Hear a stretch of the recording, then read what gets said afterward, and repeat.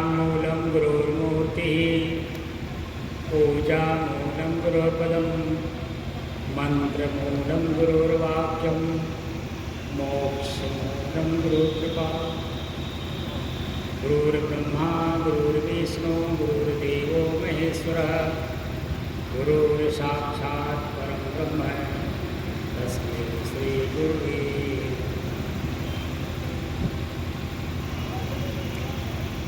एक बार जरा खूब जोर जितना ताकत हो आपके सबके अंदर में, आप लोग अपना अपना कुर्सी लेके इधर आ जाइए। आज आप लोगों से संवाद करना, इधर आ जाइए, इधर आइए।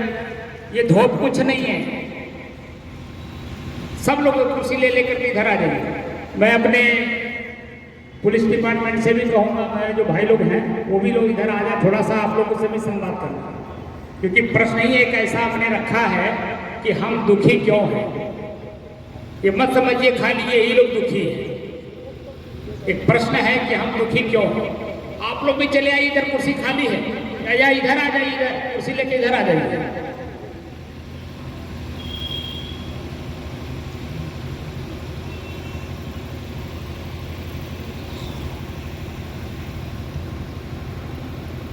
परम पूज्य आचार्य कबीर पंथ प्रमुख आचार्य महंत श्री विचार साहेब जी की छौसा से पधारे हुए हमारे आत्मीयजन, हमारे बगल में बैठे हुए हमारे गुरु भाई, इधर उमाशंकर जी हैं, परम पूज्य माताएं बहनें और हमारे बड़े बुजुर्ग, समाज के सभी लोग। आज एक प्रश्न हमने रखा है इस गोष्ठी का कि हम दुखी क्यों हैं। भाई जरा आप लोग बात कम करिए, सुन लीजिए। आप लोग भी दुखी हो, कहाँ दुखी हो इस बात को समझिए। हम लोग बैठे हैं सत्संग करने, आप लोगों को मालूम होना चाहिए, मालूम होना क्या चाहिए, मालूम है, ऑलरेडी मालूम है। जब समाज में कहीं किसी प्रकार का कोई परेशानियां आती हैं, कोई दिक्कतें आती हैं, तो कहाँ पर कौन कौन से शब्द का प्रयोग होता है आप लोगों को मालूम होगा। जैसे समाज में विकृतियां आती हैं, जैसे कोरोना आया था, कितना बड़ा विकराल रूप लेकर के आया था। हमारे भारत सरकार के जो जिम्मेदार लोग थे वो मीटिंग पे मीटिंग करते जा रहे थे कि ये जो कोरोना का पीरियड आया हुआ है, इससे हम अपने आप को प्लस अपने समाज को कैसे सुरक्षित बचाएं। तो देखे होंगे कि हर जगह मीटिंग चल रहा है। एक समस्या सरकार के पास आती है तो शब्द का प्रयोग करता है मीटिंग। दूसरा, आपके समाज में जब किसी प्रकार का कोई परेशानी आती है तो आप लोग क्या बोलते हैं, पंचायत। हम लोग क्या करने बैठे हैं, सत्संग। मीटिंग, पंचायत, सत्संग समस्या के समाधान के लिए होता है। तो हम लोग बैठे हैं, एक समस्या है कि हम दुखी क्यों हैं। चाहे स्त्री हो पुरुष हो। अब यहाँ मैं हिंदू मुसलमान सिख ईसाई नहीं कहूँगा, क्योंकि पूरे विश्व में स्त्री और पुरुष ही दो ही लोग हैं। बाकी तो हमारी आपकी मानती है, हमने मान रखा है। हर गांव में आपने देखा होगा, गांव की बात कर रहा हूँ, शहरों की बात नहीं कर रहा हूँ। आपने देखा होगा कि भेड़ रखने वाले लोग होते हैं। तो एक गांव में दो लोग हैं, 100 भेड़ी है, लेकर के निकलते हैं। दूसरे गांव में 100 भेड़ी हैं, 2 लोग लेके निकलते हैं। तो अपनी अपनी भेड़ी को अपने अपने पास बनाए रखने के लिए, ताकि हमसे अलग ना हो, इसलिए उनको क्या बोलते हैं, दोब करके रखना। गांव का भाषा है ना, दोब कर रखना। ऐसे ही समाज के जितने भी समझदार लोग हैं, हमको आपको भेड़ी समझ रखा है लोगों ने, और दो करके अपने उसी कटघरी में रखा है। तो हम उस कटघरी से हम लोगों को बाहर निकाल देना चाहते हैं कि हम लोग खाली दो ही लोग हैं, एक स्त्री एक पुरुष। लेकिन उसके भी ऊपर जब जाएंगे तो सिर्फ एक है। और वो मैं नहीं कह रहा, हम लोग जिस छत्र छाया में सत्संग कर रहे हैं वो हमारे प्रमुख आचार्य कबीर साहब ने कहा है, सबको एक कर दिया। साफ कहते हैं, ए जियरा तय अपने दुखई संहार और जही दुख व्यापी रहा संसार। वहां स्त्री पुरुष को भी खत्म कर दिया, वहां तो सबको कह दिए कि जय दुख व्यापी रहा संसार। सारा संसार उसी दुख से व्याप्त है, उसी दुख से हम आप भी पीड़ित हैं। गोस्वामी तुलसीदास जी ने एक लाइन लिखा है, बहुत मार्मिक की बात है, समझने लायक है। उन्होंने कहा कि जड़ चेतन ग्रंथि पड़ गई, यद्यपि छूटत कट नहीं। जड़ और चेतन का गांठ पड़ गया है, जड़ और चेतन का गांठ पड़ गया है। उसी गांठ से अपने आप को मुक्त करना है। कैसे मुक्त करेंगे? वो वासना का गांठ है और हमारे आपके सभी के अंदर में है, चींटी से लेकर के हाथी तक जो जीव जंतु है, और मनुष्य में बच्चे से लेकर के वृद्ध तक सभी लोग वासना रूपी गांठ से, गांठ के नीचे दबे हुए हैं। अब उसी गांठ को खोलना है। कैसे खोलेंगे? जैसे हमारे गुरु भाई अभी बता रहे थे कि बहुत दुख की खानी तब बची हो जब राम नहीं जानी। वो राम कौन है जिसके जानने से मेरा दुख यानी वासना हमसे मुक्त हो, वासना से मैं मुक्त हो सकता हूं? वो राम कौन है? आपने शायद गौर नहीं किया होगा, 22 जनवरी 2024 को जो हमारे राम मंदिर का शुभारंभ था, उसमें मैं भी आया था पूज्य गुरुदेव जी के साथ में, और मंदिर के ठीक बगल में मैं भी था सामने। और हमने जितने भी वक्ता उस मंच से भाषण दिए थे, हमने सबका वीडियो बना करके बल्कि यूट्यूब पे हमने अपलोड भी कर दिया है, और सबके बात को मैंने एकदम गौर से सुना है। उसी में से एक शब्द मैं आप लोगों को कह रहा हूं कि उन्होंने बताया था कि राम है नहीं, उनका प्रतीक है। मूर्ति का जो अनावरण हो रहा है वह प्रतीक रखा जा रहा है। राम के जो मूल रूप थे राम, वो आज है नहीं, उनका मूल रूप जो मूर्ति है उनका अनावरण किया जा रहा है।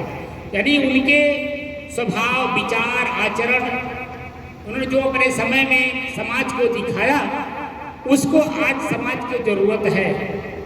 आरएसएस प्रमुख ने भी बहुत बड़ी बात कहा था, और उन्होंने उसको भी मैंने कोट किया है। समाज को किस तरह से चलाया जाए, समाज किस तरह से राममय हो, अपने अपने कामों में सभी लोग दक्ष हों, अपने अपने काम को करते हुए अपने परिवार को, समाज को सुदृढ़ बनाए, मजबूत बनाए, कैसे उस काम को किया जाए। वो सब चीजें हमको पढ़ने को मिलता है भगवान राम जी के जीवन से। वो राम कौन है जिसको सभी लोग जानते हैं, जानते तो हैं लेकिन मानते नहीं हैं। राम ने कहा, हमने सुना, लेकिन राम ने कहा कि अपने आप को सुधारो, ये हमने नहीं सुना। अब यहाँ राम कौन है जिसको जानने से हमारा वासना रूपी दुख हमारे जीवन से हट सकता है, निकल सकता है, उससे हम मुक्त हो सकते हैं। चाहे वो हिंदू हो, मुसलमान हो, सिख हो, ईसाई हो, जितने भी लोग हैं, अपने अपने धर्म के अनुसार, जैसे एक उदाहरण देता हूँ आपको, जैसे पानी एक लिक्विड है, पदार्थ है, तत्व है। अब उसको कोई पानी कह के पीता है, कोई जल कह के पीता है, कोई आग कह के पीता है, कोई वाटर कह के पीता है। लेकिन पीता क्यों है?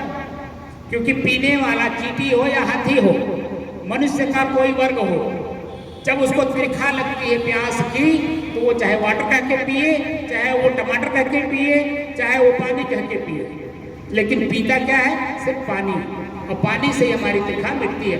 वो बताइए, कोई अपने अपने धर्म का कोई अलग अलग ताला बना रखा है? पानी पूरे विश्व में एक ही है, आकाश पूरे विश्व में एक ही है, पृथ्वी पूरे विश्व में एक ही है। यानी जो 5 तत्व हैं, पांचों तत्व सबको प्रवाहित कराया हुआ है पूरे विश्व को।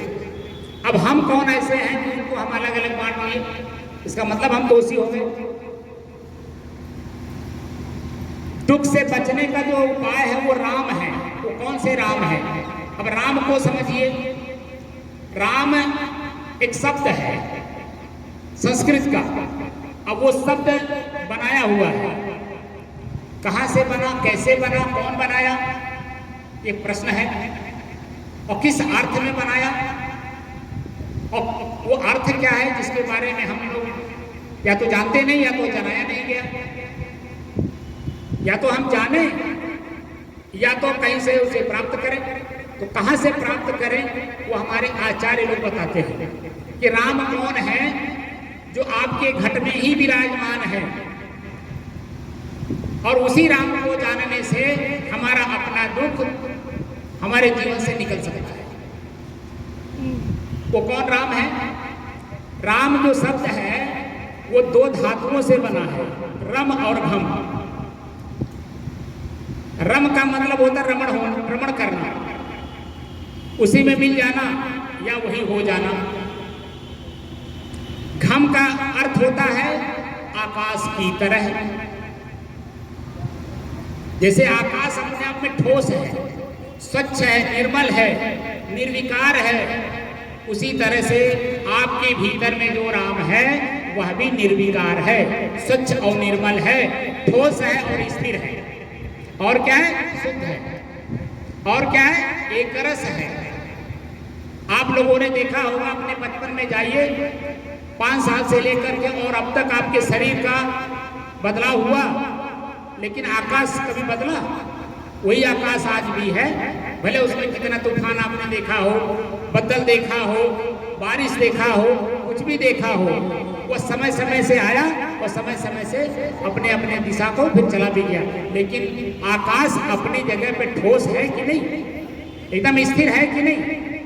उसी तरह से आपके भीतर जो राम है वह भी ठोस और स्थिर है, स्वच्छ और निर्मल है, निर्विकार है, निर्द्वंद है, निश्चिंत और निष्फिक्र है। उसे हम कैसे जाने? उसको जानने के लिए हमारे ऋग्वेद के ऋषियों ने कहा 2 चीजों को जान लो। 2 चीजों को अलग अलग जान लोगे, उसके बाद आपका दुख आपको समझ में आ जाएगा और आप खुद अपने जीवन से अपने दुख को निकाल के फेंक दोगे, बाहर कर दोगे। जैसे जो किसान लोग हैं, खेतों में काम करते हैं, कभी कभी कांटा गड़ जाता है। कांटा तो बहुत छोटा होता है, लेकिन करकता सर तक है, पैर रख करके वो चल नहीं पाते हैं। और जब वही कांटा निकल जाता है तो दौड़ करके फिर चलने लगते हैं, क्योंकि कांटा निकल गया, उनको आभास हो गया, आंख ने देखा और हमारा पैर, हम जब पैर को रखे तो देखे कि अब दर्द नहीं रहेगा।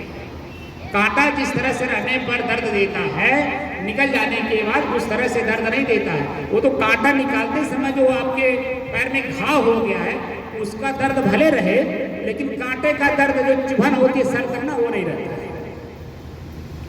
तो वासना रूपी जो कांटा हमारे जीवन में गड़ा है उसको हम कैसे निकालेंगे? तो 2 चीजों को जानना जरूरी है, एक जड़ एक चेतन। मैंने कहा ना, गोस्वामी तुलसीदास जी ने कहा कि जड़ चेतन ही ग्रंथि पड़ गई। गांठ क्या? वासना का। हमने शरीर को ही मैं मान लिया। हमारा दोष क्या है? शरीर को मैं मानना। शरीर मैं नहीं हूं, शरीर मेरा है और मेरा शरीर मेरे से अलग है। जहां जो लोग पढ़े लिखे लोग हैं उन बात को समझ रहे होंगे कि सैद्धांतिक रूप से जहां जब पढ़ा जाता है तो मैं और मेरे का अंतर जब ढूंढा जाता, देखा जाता है, तो पता चलता है कि मैं अलग हूं, मेरा अलग है। यानी मैं स्वयं हूं और मेरा मेरे से अलग है। जैसे मेरा गमछा मेरे शरीर पे है जरूर, लेकिन मेरे शरीर से अलग है। ये गिर भी सकता है, फट भी सकता है, उड़ भी सकता है, कोई छीन भी सकता है, कुछ भी हो सकता है इसमें, लेकिन मैं अपने आप से कभी अलग हो सकता हूं? मेरी आंख, मैं, हम लोग क्या बोलते हैं, मेरा आंख मेरा है। मैं तो नहीं कहता हूं ना कि मैं आंख हूं। कभी क्या हम लोग कहते हैं कि मैं शरीर हूं? कोई भी पूछे तुम कौन हो, तो नाम तो जरूर कहोगे फला हो, लेकिन पूछा जाए कि शरीर तुम्हारा है कि तुम हो, तो कहेंगे मेरा शरीर। जैसे सर में दर्द हो, सबके सर में दर्द होता है, कोई अपने अपने परिवार में कोई कहता है कि मैं सर में दर्द हो रहा हूँ, वहाँ पढ़े लिखे हो या ना हो, साफ साफ हम लोग कहते हैं कि मेरे सर में दर्द हो रहा है, मेरे आंख में कीड़ा गिर गया, मेरे आंख में धूल गर्दा पड़ गया। कभी कहते हैं मैं आंख में धूल गर्दा पड़ गया, कभी कहते हैं मैं सर में दर्द हो रहा हूँ। साफ साफ कहते हैं कि मेरा मतलब मेरे से अलग की वस्तु अलग है, वो सदैव रहेगा, बस उसी को हमने मैं मान लिया है, इसीलिए हम दुखी हैं। अब इसी को अपने से अलग कैसे करें, यही जानना है। मैं शरीर नहीं, शरीर मेरा है। जब शरीर मेरा है तो मेरा शरीर मेरे से अलग है, कैसे करें? उसी के लिए मैंने बताया ना, दो चीजों को जानना है। आप लोग बताइए, आप लोग उम्रदराज हो, भगवान और ईश्वर में कुछ अंतर है या नहीं? कुछ बता सकते हैं कोई लोग? भगवान और ईश्वर में क्या अंतर है? कुछ अंतर है या नहीं? कोई बता सकता है? अगर आप लोग नहीं बता पाते तो मैं बताता हूं। आप लोगों का इशारा मैं समझ गया कि भगवान और ईश्वर एक ही है, जो आप लोगों ने सुना है, पढ़ा है और जाना है। लेकिन हकीकत जब हमने अपने संतों के पास, आचार्यों के पास बैठ करके हम उसको पछाड़ने का काम करते हैं, उनको जानने का कोशिश करते हैं, तो पता चलता है कि दोनों दो हैं और दोनों अलग अलग हैं, दोनों एक नहीं है। और कौन है भगवान और ईश्वर? हमारा शरीर भगवान है। क्या है? हमारा अपना शरीर ही भगवान है। अब ये आप लोग क्रॉस क्वेश्चन कर सकते हैं कि मेरा शरीर भगवान कैसे, क्योंकि अभी तक ले हमने जो जाना, सुना या पढ़ा वो दोनों एक ही हैं, और कोई अलग रहता है कहीं बैठा हुआ है, और सर्वशक्तिमान है, पूरे विश्व को वही चला रहा है। और आप कैसे बता रहे हैं कि मेरा शरीर भगवान है? तो भगवान जो शब्द है उसमें अक्षर कितने हैं? 5, भ, ग, व, आ, न। ये 5 अक्षर, 5 शब्दों में से एक एक अक्षर निकाल करके जोड़ करके भगवान शब्द बना है, जो मेरा आपका शरीर है। और कहाँ से आया? भूमि आपके शरीर में है कि नहीं? यानी मिट्टी, तो भूमि में से भा लिया। आपके शरीर में गगन है कि नहीं? गगन माने आकाश, तो गगन में से ग ले लिया। वह वायु, वायु माने हवा, आपके शरीर में है कि नहीं? आग और नीर, पंच प्रकृति को भगवान कहते हैं, जो हमारा आपका शरीर है, जो जड़ है। मैंने पहले कहा ना कि जड़ चेतना ग्रंथ पड़ गई, तो शरीर को मैं मान लिया है। इसीलिए हम लोग इसी शरीर में भूख लग गया, परेशान है, प्यास लग गया, परेशान है, किसी ने अपशब्द कह दिया, परेशान है, दुखी है। तो क्यों दुखी है? हमने मान लिया। कोई कुछ कहे, वो कह रहा है, वो उसका विषय है, मेरा विषय नहीं। मैं क्यों दुखी हो रहा हूँ, मैं दुखी क्यों हो रहा हूँ, ये जैसे प्रश्न करेंगे तो जो बात आपने सुना, या जो भूख आपको लगी, भूख भी जीत लेते हैं, प्यास भी जीत लेते हैं, नींद को भी जीत लेते हैं, हर चीज को जीत लेते हैं कि नहीं? ये क्षणिक है, थोड़े समय तक रहते हैं। किसान लोग हैं, काम करते हैं, काम करते समय भूख लगती है, लेकिन उसी काम करते समय भूख यानी भोजन जब नहीं करते हैं तो आधे घंटे के बाद उनका शरीर अपने आप में तृप्त हो जाता है, वो फिर शाम को ही भोजन करते हैं। वो वर्तमान का जो भोजन होता दोपहर का, वो कोई नहीं करता है। कि करते हैं? अगर 3 बज जाए, 4 बज जाए, कोई कहे कि भोजन कर लीजिए, तो आप लोग नहीं करते। क्यों? क्योंकि शाम का भी भोजन हमारा नहीं हो पाएगा, और प्लस जो है गैस बनेगा, अपच होगा, तमाम तरह का ज्ञान हो जाता है कि नहीं? और उस ज्ञान के कारण आप अपने भूख को जीत लेते हो, फिर शाम के टाइम भोजन करते हो। भोजन उतना ही करते हो जितना सुबह किए थे। ये जो सुबह का भोजन है, वो आप उसको डबल करके नहीं करते हो, जो पेट में आता है उतना ही लेते हो। ये नहीं कि जब सुबह का हमने भोजन नहीं किया तो शाम को उसको भी बराबर करके हम भोजन कर लें। भोजन उतना ही करते हैं, चाहे सुबह का हो चाहे शाम का हो, लेकिन मन से हम जीत लिए हैं, इसीलिए उसको हम डबल नहीं करते हैं, उतना ही लेते हैं जितना हमारी शरीर की क्षमता होती है। तो हम ये हो गया हमारा शरीर भगवान। ईश्वर क्या है? जिसके जानने से हम अपने वासना को समझ सकते हैं, वो है ईश्वर। ईश्वर क्या है? आपका अपना श्वास। आप जो श्वास लेते हो, आपके और शरीर के मध्य में जो जोड़ने का काम करता है ना, वो श्वास है। आप पानी बिना कुछ दिन रह लेंगे, भोजन बिना कुछ दिन रह लेंगे, नींद बिना कुछ दिन रह लेंगे, लेकिन श्वास बिना भी आप बता दीजिए 1 घंटा भी रह पाएंगे? तो मेरा श्वास ईश्वर है। और ईश्वर कैसे है? ईश्वर का संधि विच्छेद करिए तो ईधन स्वर। एक विद्वान थे, वो आए थे वहाँ लुधियाना से, संस्कृत के अच्छे प्रवक्ता थे। तो उनके सामने जब मैंने उनको प्रस्तुत किया कि ईधन स्वर, तो उन्होंने कहा कि इसमें संधि है ही नहीं है, तो आप संधि विच्छेद कैसे कर रहे हैं? तो मैंने कहा कोई बात नहीं, अगर इसमें संधि नहीं है और विच्छेद नहीं हो पाएगा, लेकिन स्वर में बी विशेषण लगा है कि नहीं, तो चाहे हम इधर से कहें चाहे इधर से कहें, बात तो वही होगी। स्वर में विशेषण लगाया बी का, ई का, तो ई धन स्वर। ई माने ये, स्वर माने श्वास। हम अपने श्वास को अपने भीतर में देखें, एक एक पल हमारा श्वास कैसे चला। पहला प्रश्न अपने आप से करिए कि मेरा श्वास कैसे चला। अगर मन की दिशा चंचलता में है, दुख में है या किसी चीज में है, आप अपने श्वास को जब देखेंगे तो आपका श्वास तेज चलेगा। लेकिन मन में कुछ नहीं है तो आपका श्वास सामान्य चलेगा। अगर शरीर में रोग नहीं है तो स्लो भी नहीं होगा, धीमी गति नहीं होगी। अगर रोग है तो श्वास की गति धीमी हो जाएगी। तो अपने श्वास को जब हम देखने लगते हैं तो हमें अपना श्वास हमसे अलग महसूस होने लगता है। और जैसे जैसे आपका दिन बढ़ता जाएगा अपने श्वास के प्रति और लगातार उसको देखेंगे तो मेरा श्वास मेरे से अलग है। जितनी दूरी पे हम और आप बैठे हैं इतनी ही दूरी पर मेरा श्वास है। श्वास मेरे से अलग है, आंख अलग है, कान अलग है, नाक अलग है। ये क्या है? ये तत्व है। आंख कौन सा तत्व है? अग्नि तत्व। कान कौन तत्व है? वायु तत्व। इस तरह से 5 तत्व, पांचों तत्व हमारे शरीर में काम कर रहे हैं। मैं इनका जानने वाला दृष्टा साक्षी हूँ और इन सब से अलग, शुद्ध, शांत, स्थिर और एक रस हूँ। इस बात की आप लोगों को जानकारी होगी और धीरे धीरे धीरे धीरे आप लोगों का मन उसी श्वास में रम जाएगा। और जैसे श्वास में रमा, आकाश की तरह आप भी स्वच्छ और निर्मल हो जाएंगे।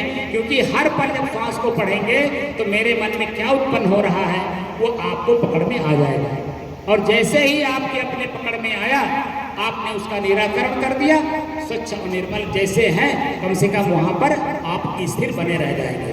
ना आपके जीवन में कोई दुख आएगा, ना प्रसन्नता आएगी, क्योंकि दोनों मेहमान हैं। प्रसन्नता आई इसका मतलब दुख नहीं है, दुख आया इसका मतलब प्रसन्नता नहीं है। यानी एक जाएगा तो एक आएगा, लेकिन आप अपने जगह पर स्थिर हो, इसलिए दोनों को समझ रहे हो। तो अपनी स्थिरता को जाने बिना, अपनी ठोस स्थिरता के बिना जाने कि कहिए कि आपका जो जड़ चेतन का ग्रंथ गांठ जो बढ़ गई है वो निकल जाए, संभव नहीं है। तो संभव को, असंभव को संभव बनाने के लिए आप लोग संतों के सानिध्य में आते हो और संतों के सानिध्य में रह करके अपने मूल तत्व को जानने की कोशिश करते हो कि मैं भी जैसे 5 तत्व अपने आप में ठोस हैं, स्थिर हैं और प्रकृति के नियमानुसार बदलते रहते हैं, वो तो ठोस है, लेकिन पांचों में मिले हुए हैं, इसीलिए वहाँ उनकी क्रिया अलग अलग दिखती है। मैं अपने आप में ठोस हूँ ये नहीं समझ में आता, क्योंकि हमारी आँख बाहर देखती है, कान बाहर सुनता है और उसी को मान करके हम लोग दुखी सुखी हो रहे हैं। तो मूल मैं भी एक तत्व हूँ, उसको बोलते हैं निज तत्व। कबीर साहब ने कहा जो चाहो निज तत्व को तो शब्द ही लेहु परख। शब्द को परखने की बात करते हैं। शब्द बिना सूरत आंधरी, कहो कहाँ को जाए, अद्वार न पावे शब्द का फिर भटका खाए। तो शब्द को ही हमें समझना होगा, क्योंकि शब्द के माध्यम से ही हम अपने भीतर की बात को सामने प्रकट करते हैं। अगर हम उस लेवल के चिंतन रखते हैं तो हमारा चिंतन आपका चिंतन एक हो जाएगा, कहीं द्वंद्व रह नहीं गया। अरे वही भोजन आप ही करते हो, वही नींद आप ही लेते हो, वही पानी आप ही पीते हो, वही बिस्तर पे आप ही सोते हो, तो हम तो अलग कैसे हुए? यानी चेतना की दृष्टि से जब देखेंगे, जो अभी हमारे प्रथम वक्ता बोल रहे थे, साकेत के पूर्व अध्यक्ष, वो प्रेम की बात कर रहे थे। प्रेम कैसे जगेगा? हम अपने भूख को जब देखेंगे तो दूसरे के भूख को समझ जाएंगे, सामने वाले को भोजन करा देंगे। यही आपका आंतरिक प्रेम है। आंतरिक प्रेम को समझने के लिए अपने आप को जानना जरूरी है, और अपने आप को जब जान लेंगे तो मेरे सामने कोई बुरा नहीं है। कबीर साहब कहते हैं बुरा जो देखन मैं चला बुरा न मिलियो कोई, और जब दिल खोजूं आप ना तो मुझसा बुरा न कोई। तो मैं खुद बुरा हूँ और आपको बुरा कह रहा हूँ, क्योंकि हमारे आँख पर जो चश्मा लगा है वो बुरे का लगा है, इसीलिए मैंने आपको बुरा माना। लेकिन अगर हमारा चश्मा एकदम स्वच्छ और निर्मल हो तो हम आपको बुरा कैसे मान लेंगे? जब हम आपको बुरा नहीं मानेंगे तो आप हमको बुरा मानते भी रहोगे तो भी अंत में जाकर के आप अपना मुझे मान ही लोगे। ये सैद्धांतिक चीज है। चेतना के सिद्धांत है कि जब हम अपनी चेतना को जान लेते हैं तो दूसरे की चेतना को जानने में आसानी होती है।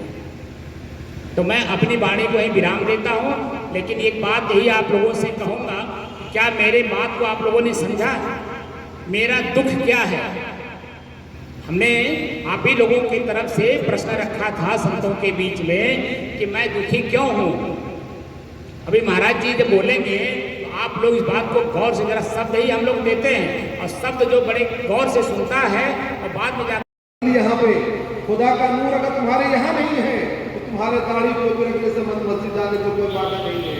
वही कबीर साहब ने आगे समझाने की कोशिश ये किया कि सुनो सुनो, ये ना लोग कहें कि सिर्फ मुसलमानों को ही बताया गया है।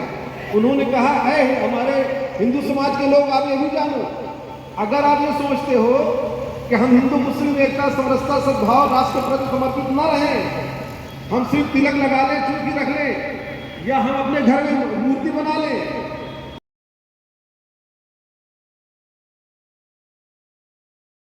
आदर्श पे चलने वाले हमारे आचार्य विचार साहब गुरुदेव जी अपना आशीष वचन हम लोगों को दें। साहिब बंदगी सतगुरु की महिमा अनंत के उपकार, लोचन अनंत उधारिया अनंत दिखावनहार।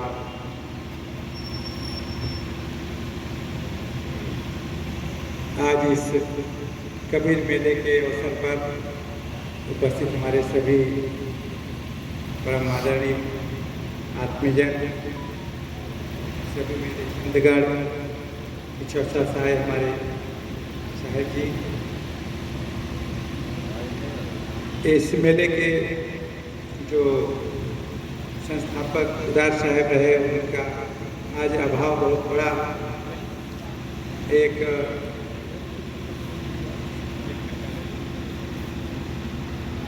अभाव खटकता हुआ सबको महसूस होता है, जिसकी पूर्ति श्री उमाशंकर साहब और उनके मित्र श्री विवेक जी और अन्य मित्रगण जो समाज के हैं, सब लोगों ने बार बार से पूरा कर रखा है। इसके लिए श्री उमाशंकर जी को, उनके मित्रों को, उनके सहयोगियों को तथा सभी आदरणीय जो पधारे हैं के उत्साहवर्धन के लिए सबको बहुत बहुत धन्यवाद देते हैं।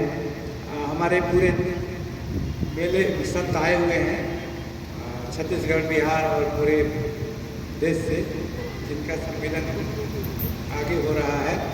उस सम्मेलन में हम संतों की जो सत्संग हैं चल रहे हैं, लेकिन सामाजिक गोष्ठी जो मेले का एक दूसरा पक्ष है, सामाजिक गोष्ठी, सामाजिक लोगों को जोड़ना, सद्भावना का, प्रेम का, सबको विस्तार देना, इसके लिए एक गोष्ठी की भी ज़रूरत है।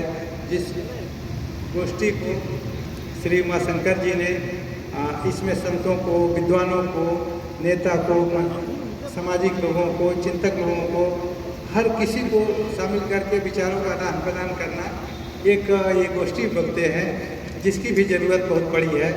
सत्संग अपने ढंग का और गोष्ठी अपने ढंग का विचार पैदा करती है। गोष्ठी से लोगों के विचारों का आदान प्रदान होता, मिलन होता है, एक दूसरे के से हम परिचित होते हैं। प्रेमी ढूंढत मैं क्यों प्रेमी मिला न को, प्रेमी को प्रेमी मिले प्रेम कहावे सो, ये गोष्ठी पैदा करती है।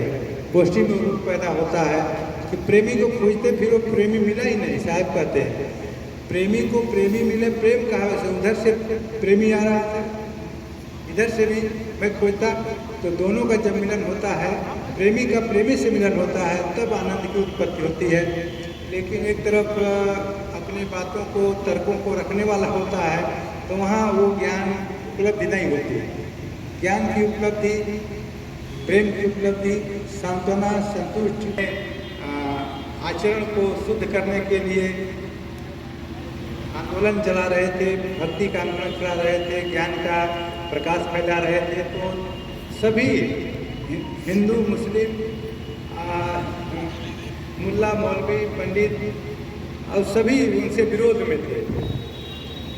तो उसी समय प्रसंग आता है कि सिकंदर लोदी, दिल्ली बादशाह सिकंदर लोदी का आगमन हुआ था जौनपुर उसमें राजधानी थी, अवध भी ये जौनपुर में था।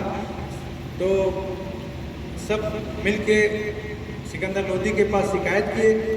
तो सिकंदर लोदी ने देखा कि अगर ये फकीर की शिकायत आ रही है हिंदुओं की तरफ से, तो मुसलमानों की तरफ से, हमारे मौलवियों की तरफ से, पंडितों की तरफ से, सभी कर रहे हैं, इससे मतलब कुछ जरूर कारण है। तो कबीर को पकड़कर प्रस्तुत किया जाए। तो कबीर साहब को उनके सैनिक आए और पकड़ कर ले गए और बादशाह सलामत बैठे थे बहुत ऊंचाई पर। तो ये पकड़ के ले गए सामने। तो उन्होंने कहा कि बादशाह सलामत को सीता करो, नमस्कार करो। तो कबीर साहब ने कहा कि आज तक तो मैं एक ही बादशाह जानता था, ये दूसरा कहाँ से आ गया। तो ऐसा बोला तो ये लोग समझे कि जो मुल्ला मौलवी पंडित थे समझे कि अब तो ये बादशाह को भी कुछ बोला तो बादशाह नाराज होगा और अब इसको दंड देगा।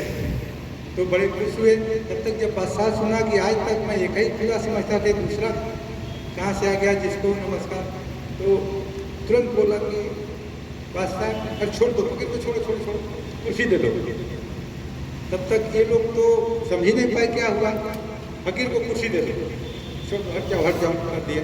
तो कुर्सी का जल्दी से कुर्सी दिया, बैठे कबीर साहब। तो फकीर है वो बादशाह हंसा कि फकीर तो ठीक कहता है, तुम सब तो इस्लाम में है कि सिवा खुदा के एक इबादत के जो वही है, सिवा खुदा को और किसी के सामने सर नहीं झुका। तो कबीर ये जो लोग थे सभी बादशाह सलामत को जब इबादत करो कहे तो उन्होंने कहा कि एक ही को, ये दूसरा बादशाह खुदा कहाँ, बादशाह कहाँ से आ गया, बादशाह तो एक ही थे। तब उसको इन लोगों को समझ में आया कि बादशाह ने समझा कि वो सिद्धांत की बात जो ये फकीर बोल रहा है कोई नहीं समझ रहा है। अपने जो निर्धारित सत्य हैं, जो मार्ग हैं, उसे सभी भटके हुए हैं। वो ठीक कर रहे हैं तो उसको बुरा समझ रहे हैं और अपने को अच्छा समझ रहे हैं, जबकि विपरीत आचरण कर रहे हैं। हजारी प्रसाद द्विवेदी यहाँ बनारस में कबीर लिखा है उन्होंने, किताब कबीर। तो उसमें लिखा कि कबीर की रमैनियाँ वेद की ऋचाओं से भी आगे चली जाती है। सब पंडित जो बनारस के पंडित थे खौं खौं कर दिए, अरे तुम ईश्वर वाणी है वेद, ये समाज सुधारक, ये मनुष्य एक संत फकीर, और तुम उससे ऊपर करते हो कि कबीर की रमैनियाँ वेद की ऋचाओं से भी आगे, ईश्वर वाणी से आगे। तो सब पंडित हो गए। तो हजारी प्रसाद द्विवेदी ने कहा कि मैं कबीर परंपरा का हूँ, बड़े विद्वान थे, ज्योतिषाचार्य, वेदांताचार्य बहुत, और मैं आखिर देखी को कहता हूँ, कागज की लिखी नहीं थी। जब तो उन्होंने दो चार उदाहरण रखा, पंडितों का शास्त्रार्थ हो गया। उन्होंने अब जब वेद अभी जैसे आप व्यवहार में ये अभी वो चल रहा था सीरियल वगैरह, तो उसमें तब जब अग्नि नहीं थी, ये पृथ्वी नहीं था, ये जल नहीं था, तब क्या था। तो कबीर साहब बोलते हैं कि वेद ऐसा बोल रहा, तब क्या था। तो कबीर साहब बोलते हैं, चंद्र सूर्य दिवस नहीं रजनी कहाँ जाए लाड़ लगावे, कि जब चंद्र सूर्य दिवस आकाश में सब कुछ नहीं था, वहाँ जाकर मैं प्रेम करता। तो हजार ऐसे कई उदाहरण रखा। तो कि ये जब वेद क्या था कर रहा था उस समय, वहाँ जाकर मैं प्रेम करता हूँ जहाँ चंद्र सूर्य दिवस रात नहीं है। तो लोगों को समझ में आया कि जो लिखा लिखी की बात है उसकी एक सीमा है, मेटता ही सो माना।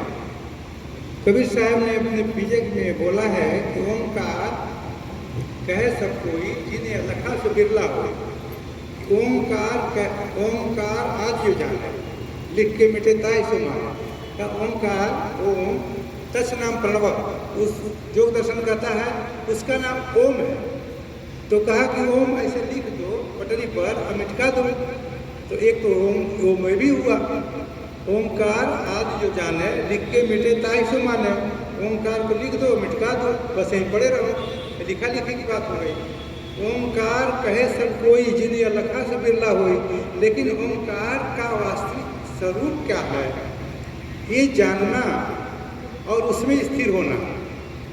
जहाँ जाए लाल लगाओ, वहाँ जब हम प्रेम करते हैं, जहाँ दिवस रात नहीं है, अपना पराया नहीं है, दृश्य पदार्थ नहीं, सब कुछ, तब वहाँ वो जो सुख का केंद्र है वहाँ पहुँचते हैं। तो लिखा लिखे से बातें होते हैं, लिखा लिखी की है नहीं, देखा देखी बात, दुल्हा दुल्हन मिल गए फीकी परिवार। तो वो स्थिति संत फकीर हमारे जीवन का जो मूल है वो स्थिति को प्राप्त करना है जो दुखों से परे होता है। दुख सुख से एक रहित परम पद, सो पद है सुखदाई। ये दुख सुख का एक क्षेत्र है, ये जो भी लिखा लिखी की तक का क्षेत्र है। बृहस्पति जो देवताओं के गुरु बृहस्पति हैं, उनका बृहस्पति का पुत्र कच्छ, एक ही बेटा था उनको, कच्छ उसका नाम था। बृहस्पति का बेटा कच्छ बहुत बड़े विद्वान थे, विश्व के विद्वान देवताओं के गुरु हैं, लेकिन उनका बेटा बहुत मूर्ख था, अज्ञानी था, बहुत बदमाश, कुछ पढ़ता लिखता नहीं, इधर उधर बदमाशी सड़क पर करता, 9 बजे तक सोया रहता, आपकी प्रार्थना में नहीं आता और समय पर भोजन माँ अगोरती रहती नहीं आता। कैसा बहुत दुखी थे, पिता इतने दुखी थे, माँ दुखी थे, सब कोई दुखी था। ये बहुत पिता बोलते डांटते, माँ को भी डांटते, तुम बिगाड़ रखी हो। तो ये कुलपति हैं, इनका सम्मान है, आज तुम नालायक पुत्र हो, ये तो ठीक नहीं।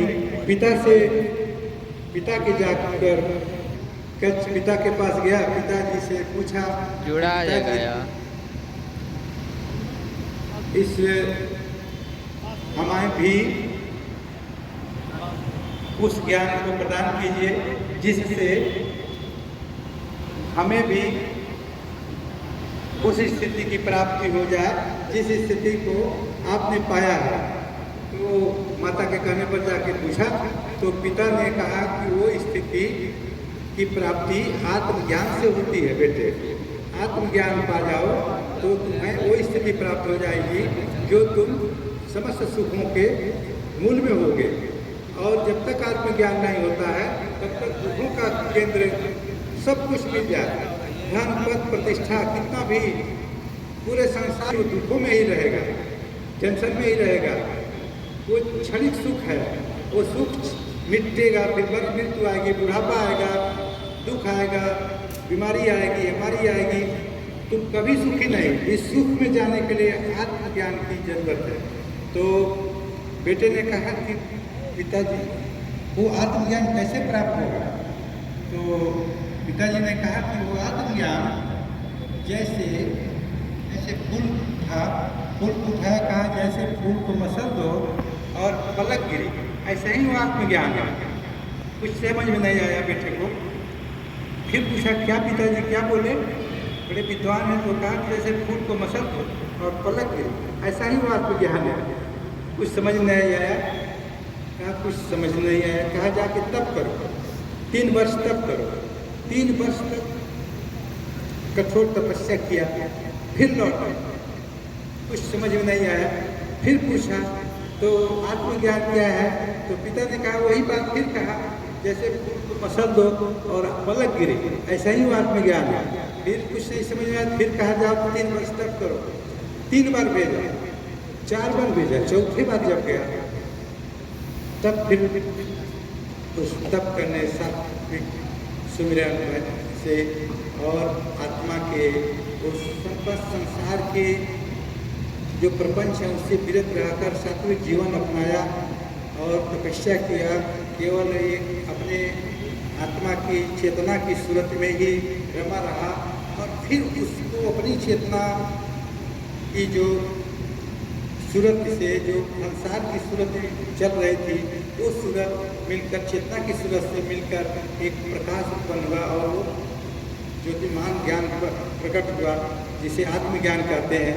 तब एकदम लौटा तो प्रकाश बिल्कुल प्रसन्न, उद्भूत और बहुत खिला हुआ, और आया पिता के चरण में गिरा।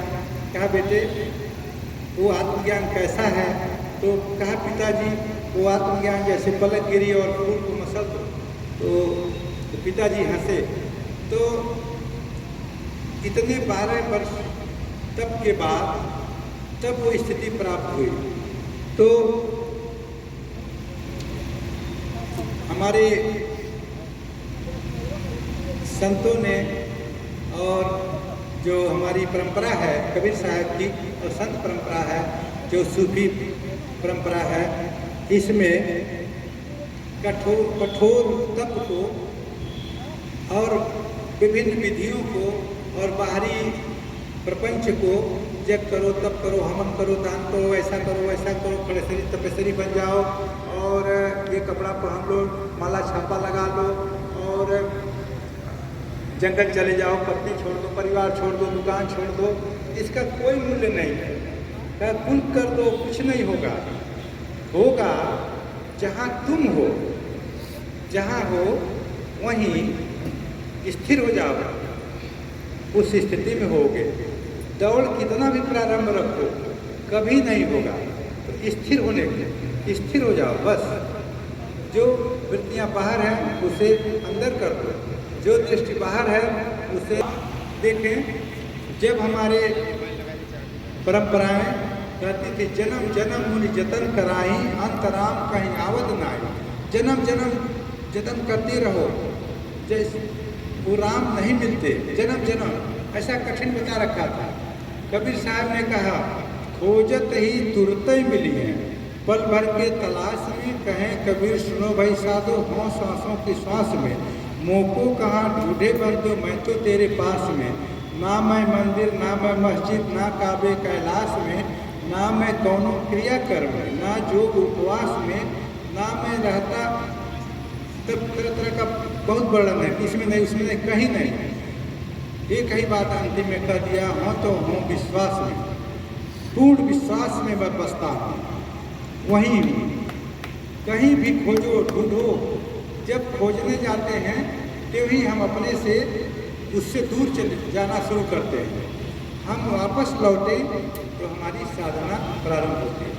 हमारे सहज साधना का अर्थ जब मिलेगा, हमारा दर्शन कहता है कि चित्त में ही प्राप्ति होगी। चित्त केंद्र है, चित्त में ही प्राप्ति होगी। चित्त के बाहर अधर में कहीं प्राप्ति नहीं हो सकती।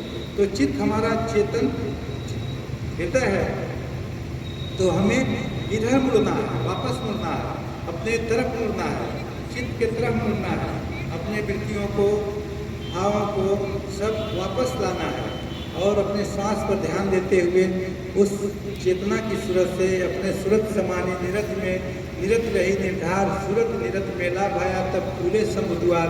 उस शंभु को द्वार दरवाजे को हम सूरत एवं निरत के मेल से खोल सकते हैं। तो हमें वापस होना है, न कि हमें बाहर खोजने जाना है। खोजने की जो परंपरा थी उसे साहब ने बंद कर दिए। क्या खोजने मत जाना, परमात्मा मिलेगा खोजने से नहीं, वापस होने से मिलेगा, स्थिर होने से मिलेगा। जहाँ वहीं रुक जाओ।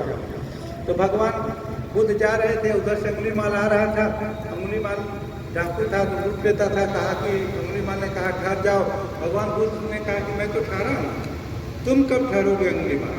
अंगुलीमाल को तुरंत ज्ञान हुआ, तुरंत से ध्यान मत सीखना, मैं तो ठहरा हूँ, तुम कब ठहरोगे? नज़दीक गए अंगुलीमाल, बिल्कुल डाकू था।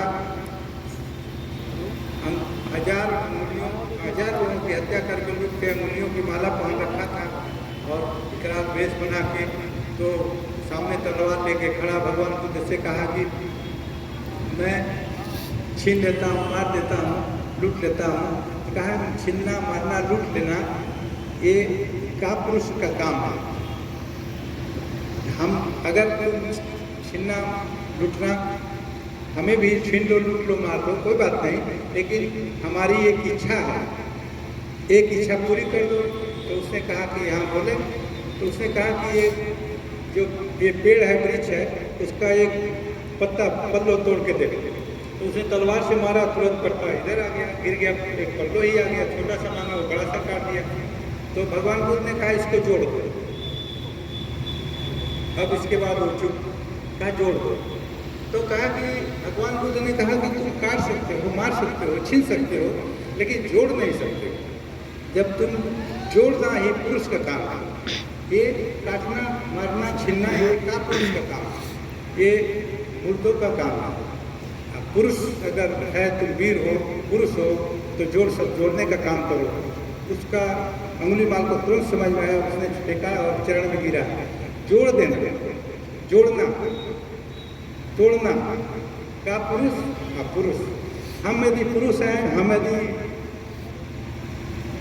मनुष्य हैं, हमारे अंदर कोई चेतना है, एक पशुता से बाहर है, हम पशु नहीं हैं, तो हमें तोड़ना मारना काटना नहीं बल्कि जोड़ना, ये हमारा काम होना चाहिए। जिस दिन हम जोड़ना शुरू करेंगे, शंकर साहब बोल रहे थे कि स्नेह प्रेम, जिसको भी जिसके प्रति भी हम कुछ दो परख चले हैं, कुछ किए हैं। अभी हमारा आप बोल रहे थे, संचालन कर रहे थे, उधर से सुन रहे थे, वो कोई भी याद रखेगा, स्मरण करेगा कि वो थे, चले गए, तो उसके लिए हमेशा प्रार्थना करेगा कि कहीं भी रहें, सुखी रहें, स्वर्ग में नरक में जहाँ भी गए हों।